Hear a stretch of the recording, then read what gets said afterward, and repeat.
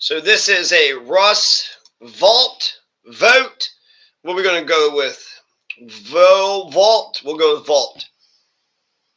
Shouldn't I already know what his damn name is? Well, Russ Vought, that's the first damn thing. What the hell? How do you pronounce Vought? Looks like dough with a T. So vote, Vought, vote, Russ Vote. What the hell is your damn name, Russ Vought? So Russ Vought is against the EPA. Russ Vought is traumatizing to bureaucrats. Russ Vought has a pinball head, but he's got a nice looking beard trim. Nice beard trim going on for Russ Vought. Who is this Russ Vought? Well, of course, he's the brand new Office of Management and Budget Director for the new administration. So let's roast Russ Vought, the budget-cutting crusader who thinks that fiscal responsibility means slashing everything but his own ego. My God, Russ Vought, this guy's a Christian nationalist with a calculator, a wannabe holy warrior who'd rather smite the deep state than turn the other cheek. Russ Vought strutted into the Office of Management and Budget like he's Moses parting the federal payroll. But instead of leading us to the promised land, he's just drowning us in Project 2025, a dystopian fan fiction where government workers are the villains, and of course, Donald is the Messiah. Oh yes, Russ Vought, the guy who helped steer the ship of the OMB, but somehow always looks like he's just trying to figure out how to make a spreadsheet look more official. If there was an Olympic vent for pushing policies and using buzzwords like efficiency, Russ Vought would win gold and probably not even realize it's a team sport. Russ Vought spends so much time in government that he probably has his own secret compartment in every federal building. At this point, Russ Vaught's career looks like the world's longest LinkedIn post, where he's constantly adding buzzwords like fiscal responsibility, free markets, but he can't even answer the damn question. What's actually getting done? But let's be fair. If you're looking for somebody to add a sophisticated touch to a dry economic presentation, well, Russ Vought, he's got you covered. His charisma is like a crisp PowerPoint slide. Maybe it's a little bland, but it's sufficient. Russ Vaught's got the charisma of a tax audit and the charm of a paper cut. Russ Vought dreams of traumatizing civil servants. Real tough guy energy from somebody who looks like he'd lose a fight to a stapler. Russ Vaught's out here crafting battle plans to gut Medicaid and SNAP, acting like he's saving America by starving. And newsflash, Russ Vought, the only thing you're cutting deep is your credibility. It's not like Americans actually need medicine or food. He's so obsessed with one nation under God that Russ Vought forgets the part about loving thy neighbor, unless, of course, that neighbor's a billionaire donor. But let's talk about Russ Vaught's big comeback to the OMB. It's like he's that sequel nobody asked for, Russ Vought, The Reckoning, where the plot's just him yelling about woke bureaucracies while the rest of us pray for the credits to roll. Russ Vaught's a walking paradox, a budget hawk who'd blow the deficit to kingdom come if it meant a tax cut for Elon's buddy. So here's to Russ Vought. May his spreadsheets be as empty as his compassion, and may his radical constitutional perspective get lost in the mail. God be praised indeed. God be praised indeed. Again, there are 200 years of practice by the presidents of the United States have used. So you're saying these courts are wrong? That's fine if they're wrong, but these are the laws of the land right now. I'm aware that they are the laws of the land and the caseload that is on the books, and this is something that the administration will consider when they are in these roles, if confirmed. So you're going to continue to challenge and break the law going forward? Sir, I'm not going to continue to break the law. I'm giving you my commitment to uphold the laws of this land. This administration... And these court precedents? You don't care about the court precedents? No, sir, that's not what I've said. I've said that the president has run on the issue of impoundment and has reminded the country that 200 years of presidents have used this authority, and we'll be developing our approach to this issue and strategy once his administration is in office. Okay. Well, as a member of the Senate Appropriations Committee, in addition to this, I've worked very hard with colleagues to negotiate in good faith and reach bipartisan spending agreements. And I'm concerned about your actions and statements about the president going to be able to unilaterally refuse to spend money that Congress has appropriated. I get it, he ran for office, but that doesn't change the Constitution. There are other processes that we have to go through. You don't allow presidents to act outside of the Constitution. I would certainly hope you would advise the president that he is also bound, that he will take an oath of office here in a few days to uphold the Constitution. And we have to abide by that, not because you just believe something. There is a process to go through.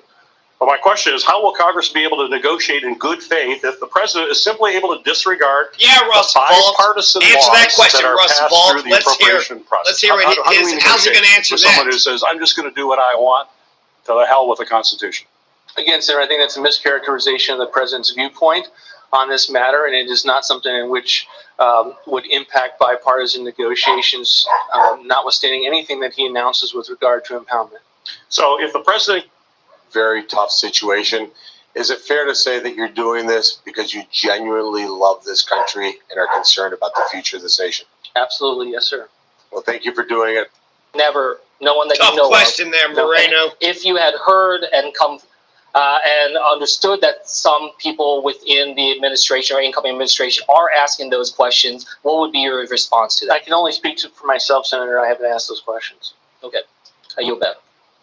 Just the cost in a small area, but get the global gain from this. They changed the rules of how every regulation is done. That's something I would just say. You can't say how you're going to be able to act on this because you're not there in the seat on it. But I would say change it back. There should be no disagreement in this body to say use the same rules President Obama used. Okay, because this was a nonpartisan rule until they tilted the scales and said, no, we want to be able to change the scales on this. Something else that you put in place that I thought was a great benefit to the American people was that all guidance documents had to be online. It's American manufacturers. Yeah, I think clear leadership from the director to make sure that a viewpoint from the president is implemented at the level of policy that the OFPP is reviewing. A lot of times in the management functions at OMB, they're kind of on autopilot with regard to the clear direction of the president and using the president's management tools and his agenda to be able to drive that policy across the federal government is something that we fully intend to do and to do it robustly. Very good. Let me shift gears just a little bit, but still thinking about federal regulations through OIRA. You have a lot of influence. And that Josh Hawley, he's asking some tough And questions. that you need to do your oversight responsibilities. That is a priority of my time at OMB. And when I get letters from senators, I take them very seriously. I want to be known immediately about them so that we can get after responding to senators and what they've asked for. So I expect I'm going to get the same bureaucratic answer to my last question here. Will you commit you to fully and bureaucrat. promptly responding to oversight requests from this You committee, got him. including from the ranking member and from other minority members? You've already And stated Senator that you will Pierce. take these letters We'll seriously definitely respond to your letters. and respond with another very eloquent bureaucratic answer that, sorry, we can't comply. Is that what we should expect? We certainly got it the last time you were in OMB. How is it going to be different this time? How will things be different this time? Yeah. Senator, and I will go back to something earlier Russ that you Vought. said. We come up here and we are, when you subpoena us, when you request for us, even beyond using the subpoena power, we come to Congress. You've never, outside of the impeachment situation, you don't have an example to point to in which we're not willing to come and defend our actions before these bodies and the ones in the House. That will continue, and we will continue to help you do the oversight process that I think is vital by giving you the information that you need. At the same time, respecting the differences between the executive branch and the legislative branch, and that the president has a policy deliberative process that needs to be respected as well. Well, time will tell. Thank you, Mr. Chairman. Senator Langford. Russell Vought, man, Dentists what hate an when you do incredible, this, but they can't stop incredible diplomat, this new bureaucrat. $100 dental device. He's a So, bureaucrat's Senator King. bureaucrat. He's Thank a you, Mr. Chair. bureaucrat's Congratulations on the bureaucrat. nomination, Mr. Vought. I want as the villains. Now, I pay attention to the way people say things because there's a million ways you can make a point. And the way you choose to make a point tells you something about the person. There's a wonderful, since I had an Old Testament reference over there, I'll go to a New Testament one, Luke 6:45. From the fullness of the heart, the mouth speaks. We want people to be traumatized. We want people to be traumatized. I've heard a million people in this room give speeches about we want to cut the budget, we want to reduce federal spending, we want to deal with the deficit, but I haven't heard anybody give a gleeful speech about traumatizing the federal workforce. That the border, you don't want them going to work traumatized, do you? No, Senator. And you don't want people who are working for you at the OMB, who many people would think, well, they're in the White House, they must be. You don't want them traumatized, do No, you? Senator. Thank you for expanding on that. Yeah, I mean, I felt like I had to, because I got 140,000 people, and most of them have families, and they're trying to do a good job. Was your comment about people being traumatized just focused on the federal workforce, or was it more broadly about state employees and local government employees too? Senator, it was about the weaponized bureaucracy that unfortunately... I'm going to get to weaponized in a minute, but you were talking about the federal workforce. I was talking about the bureaucracy that I experienced and that have... At the federal level. At the federal level. You were not talking about state I can't speak. I have no experience with the state. You were not talking about local employees? Was not. Your mother was a public school teacher, correct? Yes, Senator. So you were talking about you want the federal workforce to be traumatized. I like a lot of presidents. I'm a Lincoln fan. Are you a Lincoln fan? Yes, Senator. Lincoln spoke to a nation at war, and he said, with malice towards none. Yes, Senator. Yes, Senator. It's 104 pages of details to end woke and weaponized government. And it proposes deep cuts to the SNAP program. Is providing nutrition assistance to low-income kids woke and weaponized?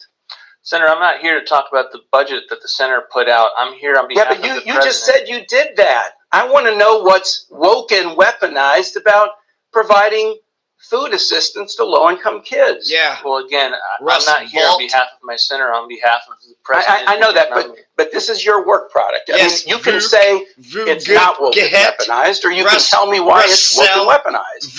I don't think SNAP programs or benefits for kids are woke and weaponized. You agree with me? When we refer to the federal government being weaponized, we're referring to bureaucracies that... Okay, so you didn't include SNAP. You proposed to cut SNAP, but you're not saying it's woke and weaponized. Again, I am not going to answer questions about the Center for Renewing America's You proposed deep cuts to Pell Grants. Is helping kids pay for college and helping their families, is that woke and weaponized? Again, I'm not here to defend the Center for Renewing America's I get it that you're not here.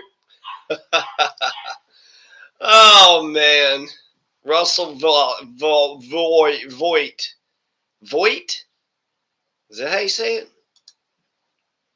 Russell Vought.